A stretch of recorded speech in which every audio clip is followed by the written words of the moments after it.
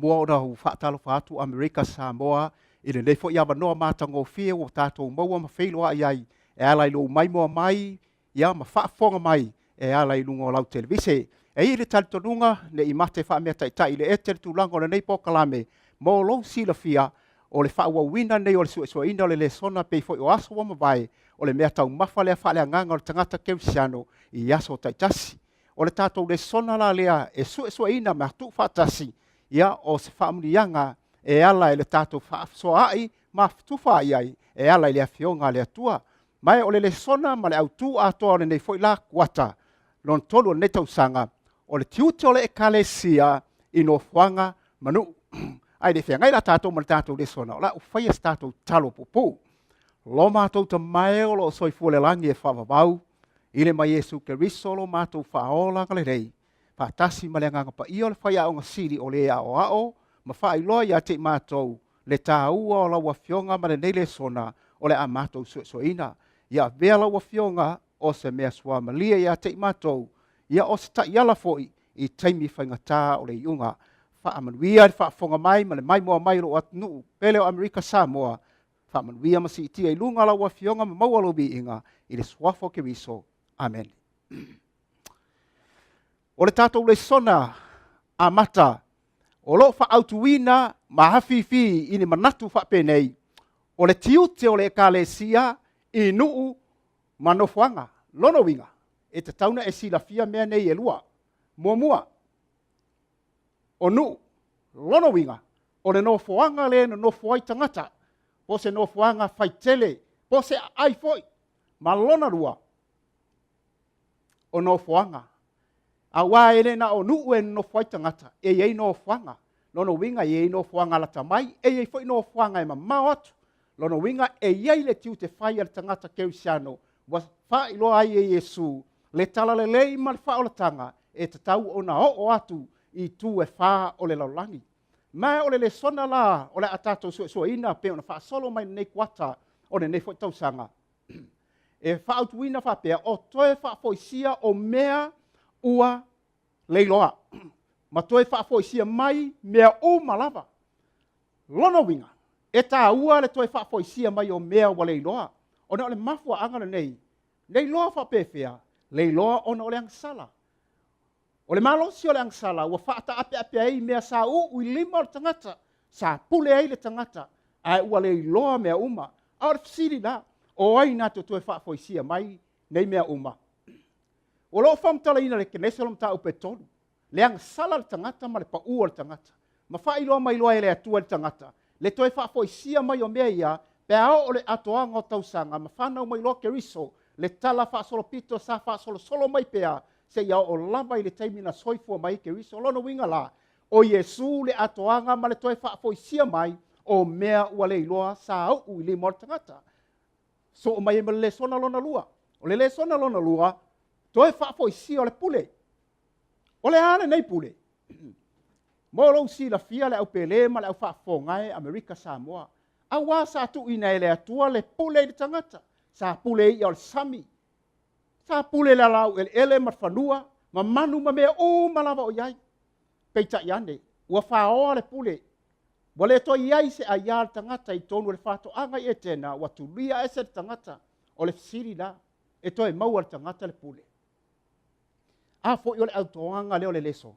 O le to e fio mai o Yesu, e to e saunia e le tasi a wala, ina ia to e whaofi ma whao o mai le pule sai lima o le tangata. E ulava, wapa uma wale to e maua le tangata le pule, ai ai au wala wafi fi ma whailo mai ke riso e hala lantuspa ia, e toi umia i le tangata le pule, pe a whai e tali tonu mfatua tua ia Yesu, ma muli muli, ma usta ia na folfolanga. So ma iai ma le tasi vaenga o le Lesona, whaia o le mea tonu, i le vaenga mua mua o le whenga inga tuai. Valo ia e perfecta i taimi ua mawae, ma le au pate raka, o le mea o le a whaia i Yesu, i le whenga inga fau. Whaia wha pefea le mea tonu, o le mea sao, ma le mea tonu. O le mea sao, po le mea tonu, po le whaia ma le alofa. O mea ia wale iloa i lo tātou laulangi. Wapa u i le whaia o le mea sao, ma le alofa. Wale eva aia e te iloa i lo sio manga ma mea tutupu i lo tātou laulangi. Ua matuaba e sea le alofa i lololangi peitai. O le taimine nei e tauntoe apo mai ai le alofa sa fusia ai mau ai lo tātou lololangi. O le awala na laina fio mai Yesu. Ina ia toe whaafoisia mai mea uma. Ina ia toe mau e tangata le alofa wha le atua. Le alofa lea sa mua i le mawhauwhau le tangata. Le atua. Lea wale iloa peitai. Na wha solo mai le tūlanga o le Lesona. E so o ai le Lesona le lona wha. E wha pe nā fo ia. O le vāanga e lua. O le whiangainga. I le whiangainga tuai. O mea lama nei e lua. O le mea tonu po le mea sao. Ma le alofa. O lo whamtala ina e mika e wha pe nei. Le mata upe ono o le whaipu e vanu. Sole. Wa whaari atu e le atua le mele le i ate oe. Se a fo i se mea fina ngalo i ai e ofa. Ai le o ia mea. Whaia le ami o tonu. Nau i le alofa. Whea i malo watua ma le loto wha mawalalo. Lono winga, wa leva na wha ilo mai e le perfecta o mika. Le mea o le a whaia Yesu i le taimi o le whengai ufou. Le ale mea na whaia Yesu. Mea mua na wha vai e ngā ruenga Yesu. O le whaia o Yesu le mea sao. Lua, nawa ai e fonga o Yesu le alofa. Ma lona tolu. Saba aia le anga malu ma le loto mawalalo o ke riso e ala i lana ngā ruenga. A o le Lesona lea wa tātou Suesuega i le vai yaso le nei lau pele e tā ua e whape nei. O Yesu mane a apatu. O Yesu mane a apatu. O le ale winga o le upu e apatu. E whalinga mai o le winga o le upu a apatu. Lono winga e re o tafa ane oe a o se mea mamao. Lono winga e tauna whaalo atu lau ao polo lima. I se mea o lo mamao maoe e te tauna e pai atu ai. O le winga nao le Lesona o le neiva yaso le a tātou Suesuega. Le vaenga mua. Au tū o ngā ruenga a Yesu. Au tū o ngā ruenga a Yesu. O se mea na ofu ai le nu o Nasareta, le mea na tupu ai.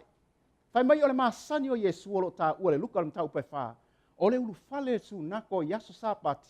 Ua tūfo ilunga ma whaitau. O le tusi la na whaitau wina e Yesu. O le tusi al perfecta o Isaia lo mtau pe ono sumantas. O lo whape ai upo al perfecta. O ilunga le anganga o le atua. O ilunga le anganga o le atua. O le ale whamtalanga. Lono winga. O le autua a tōre ngā ruenga ke riso. O le mea mua tau na e sirafia. O le anganga o le atua. Mana tua fo i o tau le teimin baptiso i nā Yesu. Ina ua tolu sifunu an tau sanga ti a rua fitu. Whai mai whamtalanga. Nā wa ai le whapepepepe mai o le lupe. O tā ua lea o le anganga o le atua. Lono winga. O le bahanga mua lea e autu ai ngā ruenga ke riso. E ngā lulua e whaatasi le tamā. Le alo, ma le anganga pa ia. Lono winga, o se whaamnianga muli le e whaatau. I le anganga pa ia e autu ai mea uma ma ngā ruenga Yesu. E tā ua tele le nei vaenga. Whai malor whaamtaranga. Na a matala na ngā ruenga. I le tolu ma le awhatau sanga. I le telo le taimina whaalu ai. I kalalaia. Wai ala aunga au le mea mua lava. Sa ia tali mana onga o tangata. O mana onga o tangata le upele. O mana onga mua o tangata. O le tūlanga, o le safa o tangata i mai o le oranga. Pupua ngā tia i tūlanga o tau mafa. I le matiba, male le tango lima. O mea i alo ai o lo tātou lalolangi le taimine nei. Wale lava mai la au i whare mai. Wale lava fo mai. Wale lava le tamau ainga. E mawhai ein so soni i tangata mai. Lua. Le tūlanga o le matiba. Wanga i atu lo tātou lalolangi le pa uma walalo le economy. Ma wanga i lalo le tamau ainga. Lono winga e mana o mia e tangata matiba. Tau te sila fia o tau le taimi o lo tātou iai. O atu mo le tolu suma le balu le awhau atu nu o le lalolangi. I le tūlanga o le fia ai ma le matiba. E na whaatino ina Yesu lana ngā ruenga mua lea o le tali mana o tangata po o lato mana onga. Mea o lo mo mia. Fia malolo. Fia ai. Fia maua se mapusanga mai whaafita audi o le olanga. Le ngatai lea o le whiri muri. O lo tātou lalolangi. O le oti lea. O ia mana onga uma. Na amata i le ngā luenga Iesu, le tali atu, le whaitau se lau o tangata lona nuu, whaatase ma tangata nu ese, na lato fia maua, le malo longa o tino, ma le malo longa o lato anganga. Whaimani whamtala ina le vaenga lona lua le Lesona nei. Alofa i outua oi. Alofa i outua oi. A wha solo ngā luenga Iesu. Whaimai sa iai se tasi whai lotu. Bor salibi. Sa siri tofo ia Iesu. Pole a whea le mea. E maua e ia le ola e whaavau. O whea o tu la fono nei e maua e ia le ola e whaavau. A tonu o le siri lea. O lo tele na wha sea li telo nisi. A wale manatu lava le au wharsei o ma le au tusi upu. Ma le au satelini. O le mautini o anga. O le tausio polo inga po tu la fono. Whanatu la.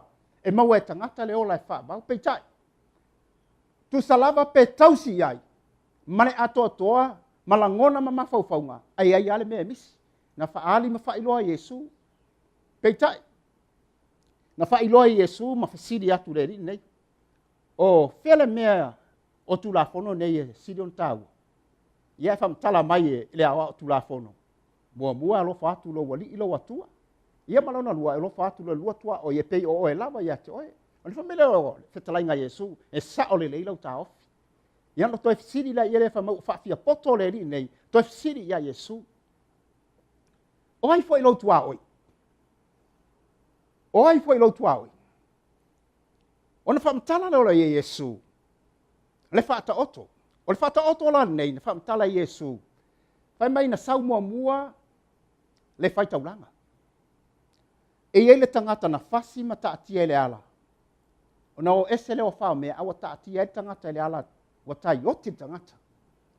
O na sau leo le tangata nei o le whaitaulanga. Wawa ai mamao atu. O na ui mamao la ia lea. Sau salebi, whai mai wa sau watu ma wawa ai iai. Wawa ai iai. O na ui ese la ia o lea. Ai whai mai whamtaranga, ina ua sau tangata lona tolu. O le Samariana ngā leila. Lona winga, o le tangata nu ese mai ai, tangata i e to'olua, o tangata Israelu moni lava, o tangata o le atua. Ai sau tangata nu ese, lona winga e whoringa mai, e peise i o tangata whapaupau, o tangata e le tantonu i le atua. Whai mai wa ia tau mai, i le tangata wa whasi, ma taatia i le ala. Ma ona mano duanga. Whai mai la ia lea ua muti male lona alofa. Le upu lai whaangai na Iesu. Ua muti male lona alofa. Whai mai ua punou i foia i lalo. Ua ia uu i ona manua.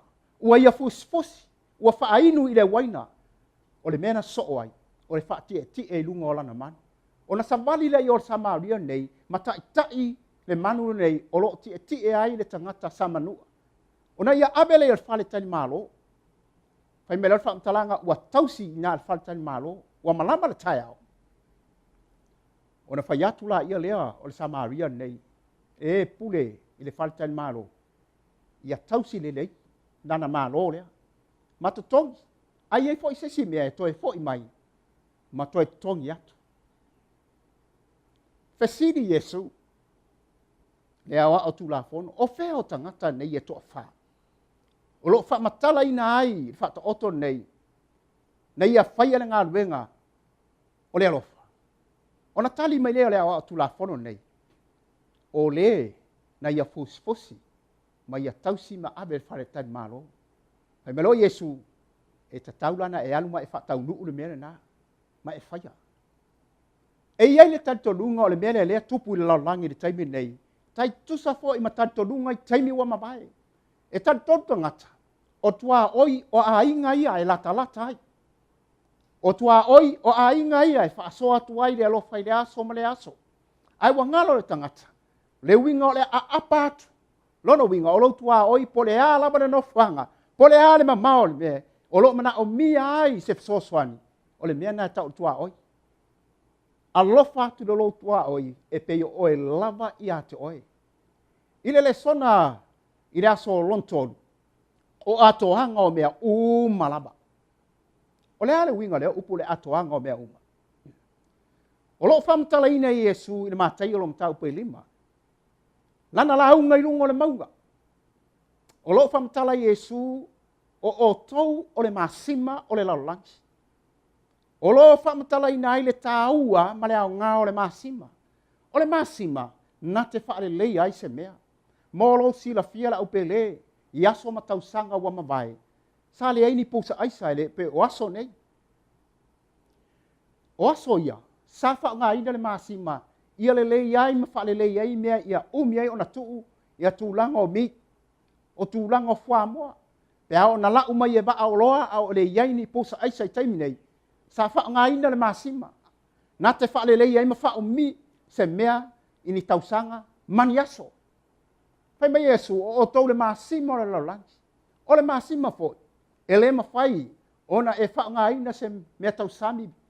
Pea leo noa ma le tu ai o le masima, ina ia mawai le test, po le tofo le lei i tu langa o kutu, ma mea ai o loo tātou wha ngā ina. E au ngā tele le masima, e pāle ni ai mea uma, lono winga, o le atoanga o mea uma le ta ua Yesu, o le masima. Aisea, o le masima e wha le lei ai se mea. Wa manatu le suesuega nei. O le masima, o tangata i o le atua, lātou te wha le lei ai se mea. O mea ua masofa masoloia i lalo, e te tau na wha le lei tangata, wa lātou malama le lei i a Yesu ma le wha o le tanga. Wha le lei wha pefea, tali mana onga o tangata, mea o lo fia mo mia. E peifo o na whaia Yesu, i le wha malolo mai. Whawhanga ye mātiva. Tali mana onga o lo mana o mia. O le winga leo le whaamtalanga. O le autu o mea umalama. Ma le tua oi. Ma le atoanga o le ngā ruenga. E muni i a Yesu. O le whaonga ina le ma wha le leia mea uma. Wa soloia i lalo. E le whiri ma le angsala. E te tauna wha atoa ina mea uma. Wa whina ngalo a Yesu. Mo ona tangata. Wa ia tu uma iai. Le tiute whaapitoa. Whaia e pei o le whai whātoanga. O le tasi le baenga tāua. O le tātou Lesona. Whaia e pei o le whai whātoanga. O lo whamtala ina e Yesu whapenei. E le tele ona whata oto e whapea. E iloa le la au i ona fua. E iloa le la au i ona fua. Peitai. E ui lava i e whaatulanga ina e Yesu o nei whata oto. Ai le mawhai. Ona iai selselenga. Pea le iai se ngā luenga e mua ona fai. O le ana ngai ngā ruenga e mua ona fai. Mua tātou te baba ai te tūlanga nei. Fai mai whaamtalanga. E te tau ona tā pena ina lelei i le lau ele. Aua e le tutusa umalau whanua. E te tau na whaamama. Mawa ese le bao. Ia masua tia pe ona tā ua tusi o sea e whapea. Fai mai perfecta. Ia sua tia o tau whanua ua tomu i le bao a o le angsala. Lono winga. Ia fe furia. Ia fe furia. Leiti ofo i Yesu polo ina Israelu. I le mea nei. A umana tō ngā lulue i le tausanga. O na tuula i o lau ele ia. E a ma se tolu i le lua tausanga. Whātua whao ngāla ia lea. Aisea. E ei mafuanga. Tā ua ma le lei wasila fia ele atua. Le tā ua tele o le ngā luenga whātoanga. O le mea mua e taun tātou baba ai. A umana wha mama ese le bao.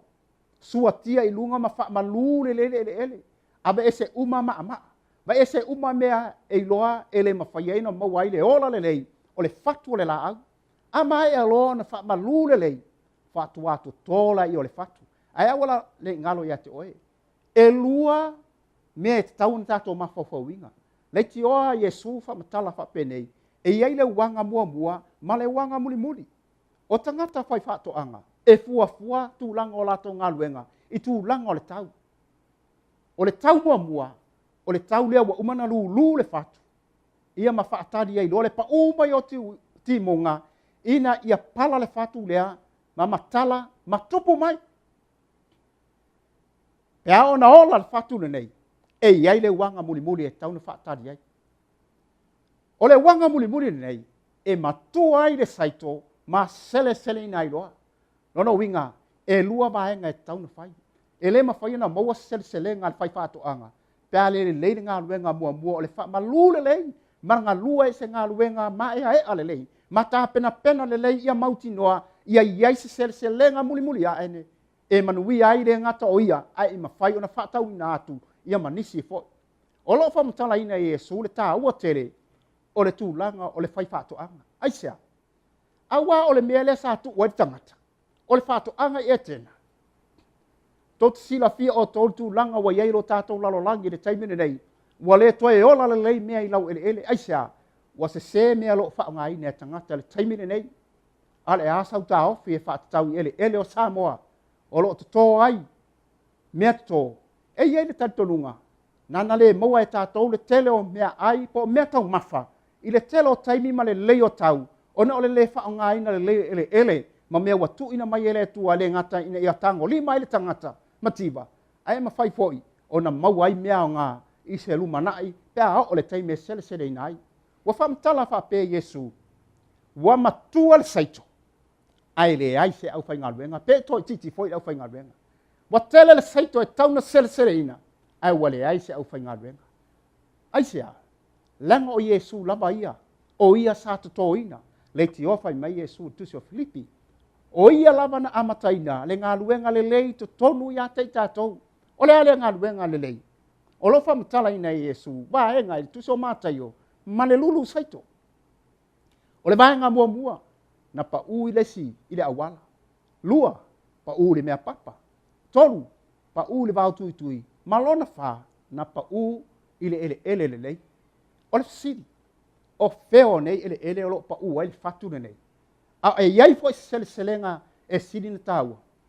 Tō te sila fiel au pele. O le fatu lena pa u o le upo le atua. A o le mea moni lava. Ele eisi sele selenga i mea nei e todu. Na o le mea na sele sele.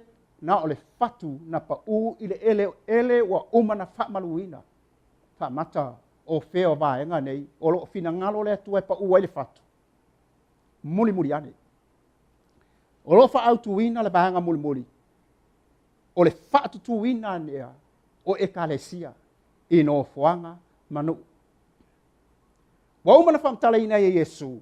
Ngā luenga le whai whaatoanga. O le ngā luenga le leta ua le whamtalanga tusi o Salamo. A waine i mapu le tangata e lulu le tae ao ma le afiafi. Wai pe o feo ia taimi. Ele lei. Pele lei uma whatas. O manuia la ia lea. Lono winga e tauna tāpena pena ma ea e ale lei. O na whai alola i o le ngā luenga ma baba ai i selenga. Wale ngata o se whaamnianga. Ai ole ababa ai foi ni fuari ati. O fuari ali la e ma whai ai o na whai le ngā luenga. Wa mauti noa i le tangata. O lea la whai loa atu e Yesu. O lo whamtala ina e Yesu e whapenei on so.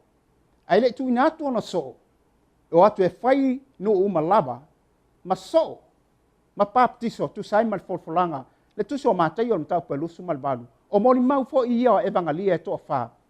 Na fina ngalo Yesu e whai loa i ona so. Le mea nei. Ina ua tu ina atu e oi ai e tālai. Nea mua muan wha amnatu e Yesu. Awa tai lua tau ofu. Awa nei tu uani tupe au tau tanga. O le ale winga o ia mea. Awa nei tai lua o tau se vai. Awa o aso nei. So stai mea malanga se tasi. E taunta pena pena aku pa. Ma ia mauti noa na mea taunta pena pena. A talai ngā Yesu i ona so. Awa nei tai lua o tau ofu. Awa nei tu uani tupe ni tanga. Awa nei tai lua o tau se vai. Awa te tau ni tangata ngana ue. O nei whailan tongi. Ma maualan tongi. Te tongi mai whapewhea. Lono winga o le ngā ruenga ne la whea ngai ngai male au apostolo. O se ngā ruenga o le ai ai fuari ali mane mana o le atua i ana whaamlianga. O le awala e mawhai o na ngā lua mai e le atua o lo whaamtala ina isi tala whapenei. Sai ai se tasi ali whai whe au. Le nei ali whai whe au. Sa alwatu se no fuanga e whainga tāo na whaatua i se lotu. Muli muli ane. Sai at talo ma ngā lua loa a mata o na ia sa iri tangata ma whaauo i tangata. Wale ngata ina whaauo tangata. Ia awa abea, ia le nei whai whi au. O se paanga i tangata le nu. Muli muli ane. Whailoa i tangata le nu. Se no fuanga e whauai se whalisa. Mai na ua whai ale whalisa. Sa fia uma tangata le nu nei. Awa ole mea sa whai ale whai whi au nei. Ere i mua mua santala inga. Ale mena mua mua. Ale na ufa mtala ina. Sa whaauo i tangata. Sa ia te ia. Le whaamilianga o le tali o mana ongo tangata. Mua tali mana ongo tangata. Muli atu le mana ongo alo fina ngalo ai le atua. Wa mawhaisi awala whaingo fie. O le awala lalia. ua whaatu ina ele malu. E o watu male se lau mon tupu tangata lotu. Ona ole a. Ole mea le lefi na ngalo ai le atua. E whainga tātele on tātou mawhau ina le telo ni tupe. Man ta maa inga tātou te whaatu ai lotu. Peita iane. Ai lunga le anganga o le atua. Ola a whawhai ngofie mea uma. Tātou te le wha moe i le telo ta maa inga. Ma mea tātou te maua. Tātou te whai ai ngā luenga le matai. Peitai. O Iesu lava ia o le atoanga o mea uma. Na te tuu mai iau ao mo ulima. Mea wa ia whina ngalo ai. Mo le whaatu ina. Awane ngalo. O le atoanga o ngā luenga Iesu. Ma le alofa i o tua oi. Ato ai tātou o le masimo le lololangi. E pei o le whaiwhatoanga. Ia mauti noa e iai de serselenga. Whaawoi tangata. O na tatala mai le ia o loto o tangata. Mo Iesu ma le whaotanga. E are nā le apatu. O le apatu. Wa vea tātou ma masima. E whaale leia ai se mea. Whamria i le atua o la whaia le tātou talo. Lo mātou ta mai o lo soifo le langi e whawawau. Whaftai tele lawa i lautu spa ia ma le Lesona. Wa o mai fo ia te mātou. I le kuata long tolu o le netau sanga. Whaftai le atua wa e whailoa ma e whaafasenga ina. Le a apatu. Lono winga o le tua oi e lena o a inga. Tuma oti. A o le a apatu ino fuanga o lo mana o mia. Ai e tangata le fisoswani. Le fia ai. Mana onga i le o whaataunu ina. Ia e tatauna whaatino ina. Le ie whaftai tele ni reife au. E te tau e no mātou ngā lue matu ina tuai o mātou wola i lau fio. Whamanuia le mai moa mai, ma le whaafonga mai. Malo mātou atu nuk pelo Amerika Samoa ina ia maua sesia mano whapenei. Mātou te whaafosoa i ei foi e ala i lau Afioga. Whaftai tele tongi ola malau whamangalonga i le swafo ke riso. Amen. Le fia fianga le anganga i mori atuai le anganga whaaftai i ala i lau mai moa mai ma whaafonga mai foi. Malo awai mai le tātou pōkalame o le Suesuega o le Lesona. Mo sau fisiri pe mana mia foi so swani e ala lo fia mawaina o tātou Lesona. Whaafso tai mai le numera nei. Ono waruwaru fitu tolu tasi o to e whaafonga. Ono waruwaru fitu tolu tasi o ma le tasi numera lea o le ono iwa whaatolu tolu waru. Ono iwa whaatolu tolu waru. Ia whamia tele le tua i pōkalame matiute tātou maua si whaido inga i se aso foi ma se taimi whapenei soifua ma imanuia.